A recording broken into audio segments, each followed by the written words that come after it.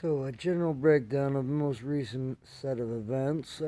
Anyways, I guess I'll pick off where I left at part 3.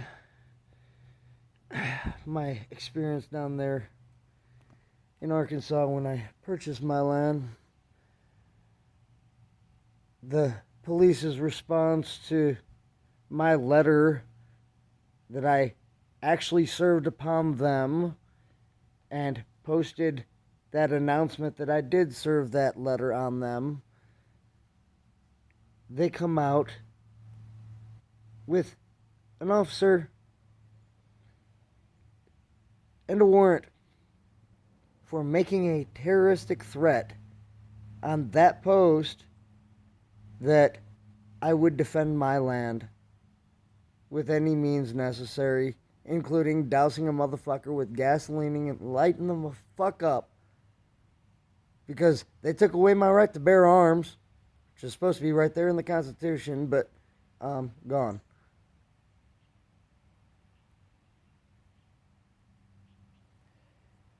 Because I bit the long arm of the law as it was trying to take a crime offense against myself. I checked myself into a hospital in Ottawa, Illinois, so I didn't have to worry about going to jail, hopefully, over a wrongful charge of possession of marijuana.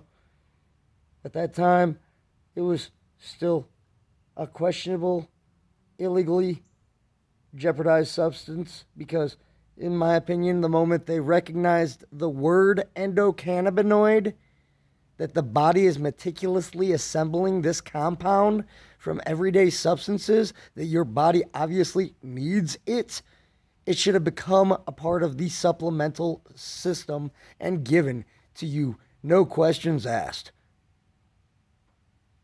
But anyways, at that time, I got charged with possession of marijuana and drug paraphernalia for a blue box filled with a local tobacco shop's smoking herb compound that didn't even contain a trace of cannabis sativa. They made me take a urine test. I was still evicted from housing based off the wrongful charge.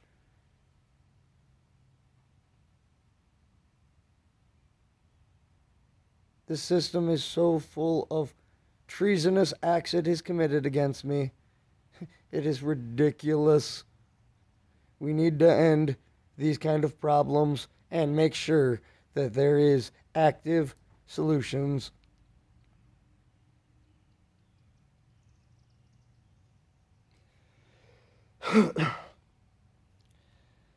Anyways, the charge that I was presented with was making a terroristic threat for stating on my Facebook post that I would defend my home, even if they had a silver star on their chest invading my home, when I was receiving death threats in the Ottawa community because people decided to spread malicious lies and nobody knows a fucking thing about anybody. Doesn't take a trip down to the local cemetery to realize just how many of those names you have no clue who the fuck they were.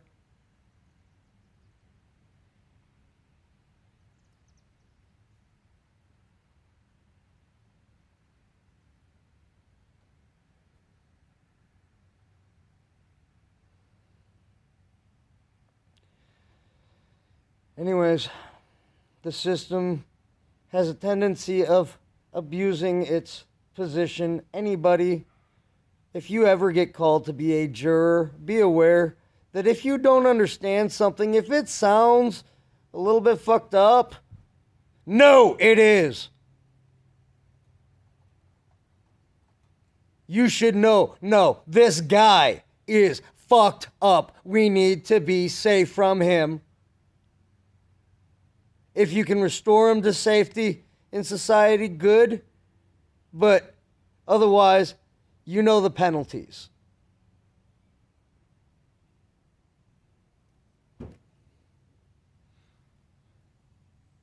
Most people don't get that you're still entitled to every right that you would if you are institutionalized and you're only supposed to be subjected to the absolute minimum restrictions necessary for the security of yourself and others. The self is even questionable by my standard. It is your life. If you choose to be a danger to yourself, that is your choice.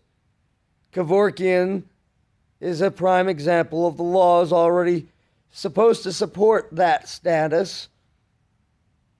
He did not get penalized for murder. He got penalized for inducing suicide because he was advertising, and it was condemned that it could have caused people to choose to kill themselves just because of how he was advertising.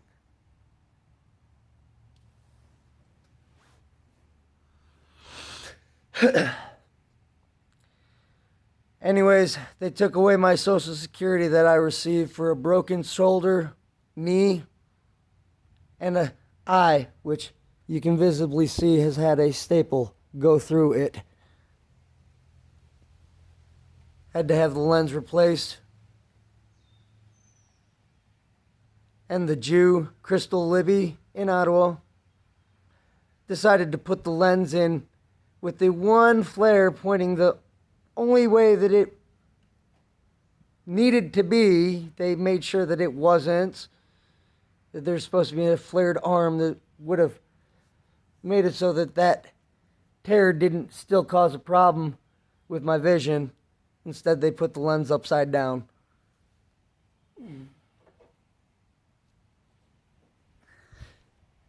Still needs a capsulotomy. Otherwise, it's like looking through a sheet of wax paper.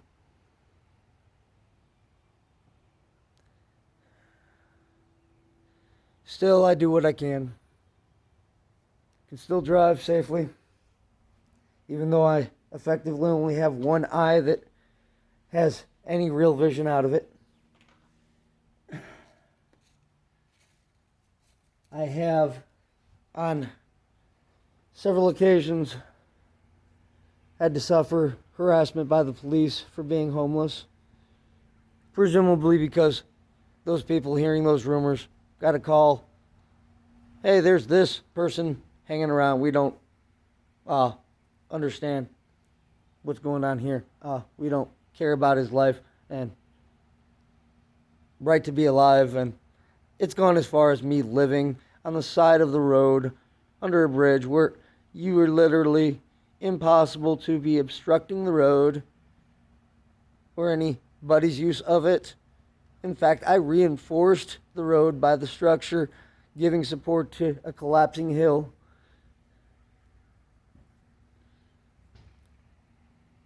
IDOT decided no, that's unacceptable and we have to bulldoze it.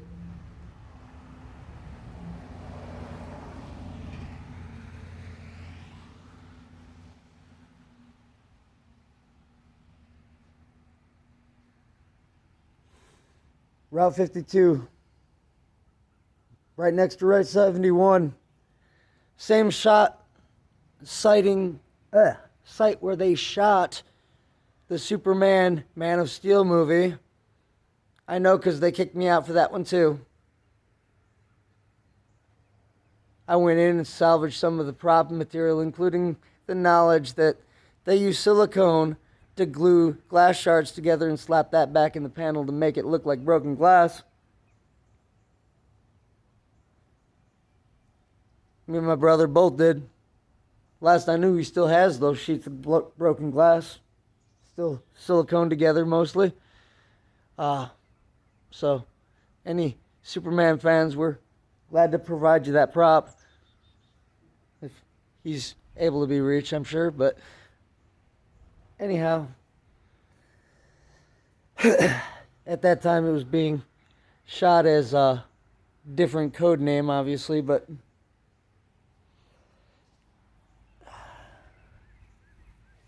and I understand they didn't use most of the takes they originally shot there.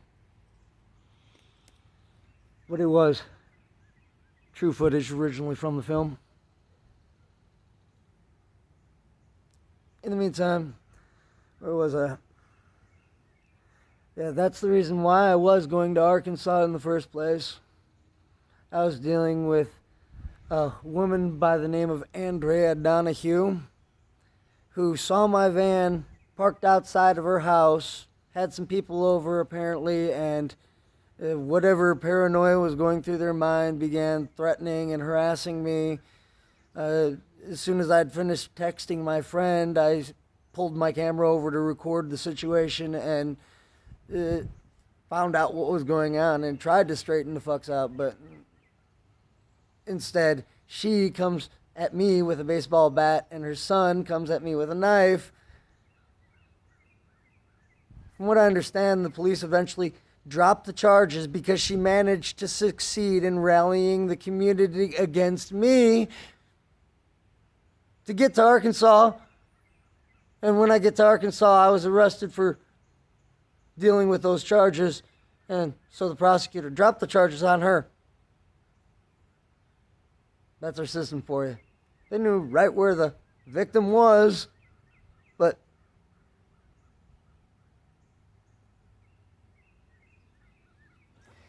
it's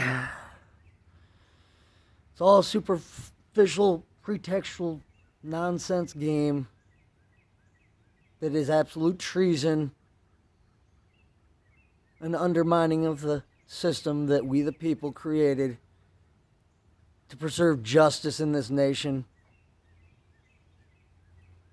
It has been the greatest threat to my rights, personally, and all of ours. The constant exploitation of the ignorance and the prejudice. Most people will rally behind something that sounds like it's for a good cause. Yes, it is reasonable that there should be recognition of problems that people might hold. It does not mean an absolute legislation of every aspect of humanity. Totalitarianism is not acceptable. Justice does not change. Our founding fathers, in order to ensure a free nation, stuck with the irrefutable felonies, the common law felonies. You don't rape, you don't murder, you don't rob, you don't burn down somebody's house, you don't mutilate somebody. And yet these are offenses that I have had the government do directly to me. Or at least they're parallels.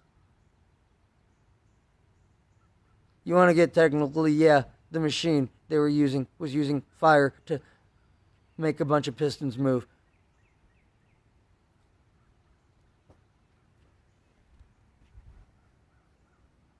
To cause the chain of events, the destruction of my home.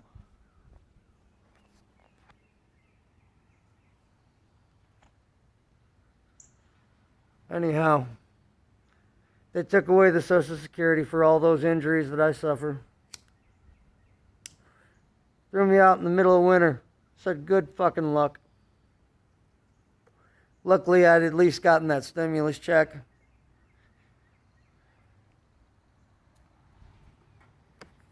That got me a shelter to stay in.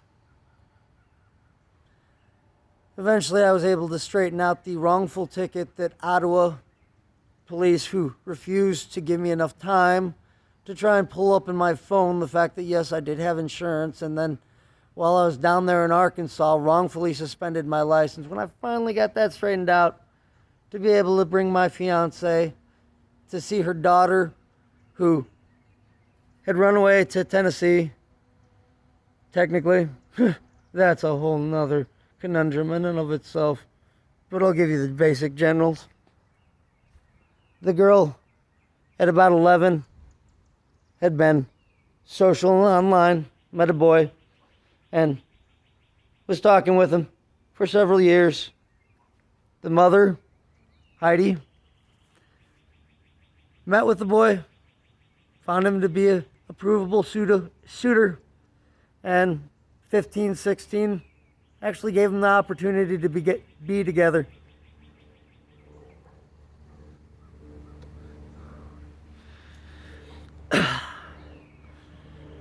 They met, had nice actual meeting and everything. Later on down the road, the mother's coming on hard times. Her drunken brother spent the money that was supposed to be for rent and she lost her home. Mind you, my love has a very rare disorder called Shwachman-Diamond syndrome. She's developmentally disabled herself, but she did a damn good job taking care of her needs and had a good mother that did her best. Not the best mothers. Nobody's perfect, but now she's gone senile and is in an institution herself. But Heidi is still here with me, despite all the hardships she's had to suffer from her condition. Her immune system is compromised. She can barely digest anything she eats. She has to take enzymes to be able to supplement anything that she can to digest anything. That is what she's reliant on, and that has to be in a climate-controlled environment. She also is supposed to be shot with something called Neupogen to increase her immune system. But the last time we gave her a shot of that, she ended up vomiting for 3 days straight and couldn't keep anything down, so I'm afraid to do that again. And anyways, I've been doing what I can to try and get her in good health, and we still haven't gotten her free of any of the, or all of the abscess, but I've been doing what I can.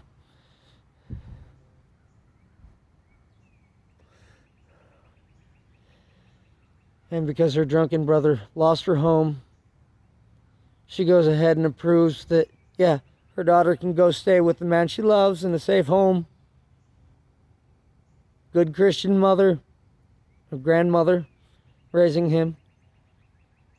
She actually threw me out because I don't believe, but to each their own. She obviously doesn't keep to that, but anyways, somehow DCFS was called, and apparently the government decided that it's unacceptable to allow that relationship to be able to progress despite it being a human right.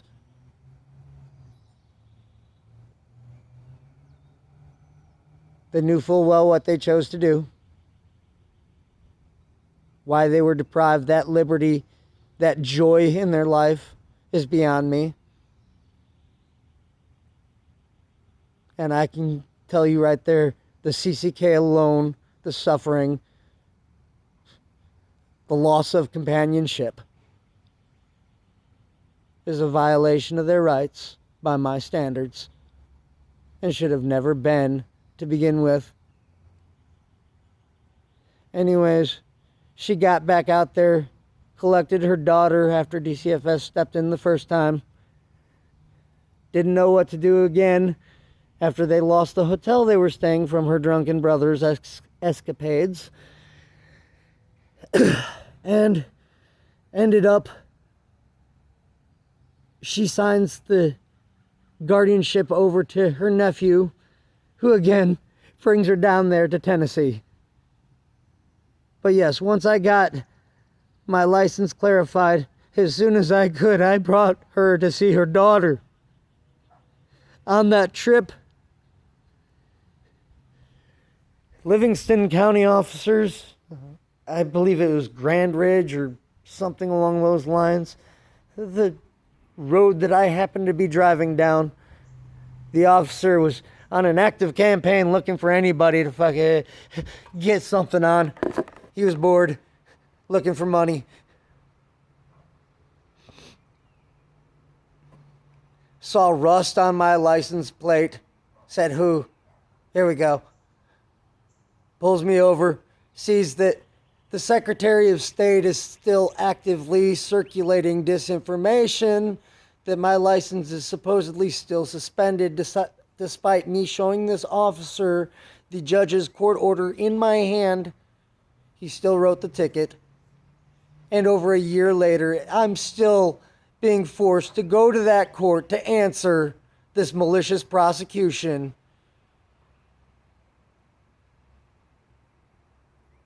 In the meantime, I've done everything I can. Me and my love had been separated for several months.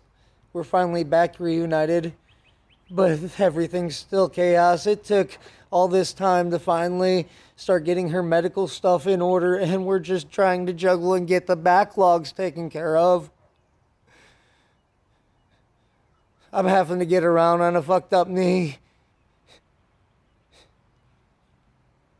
I've had several times where, despite my fucked up knee, I'm pushing her around town to get her where we need to be.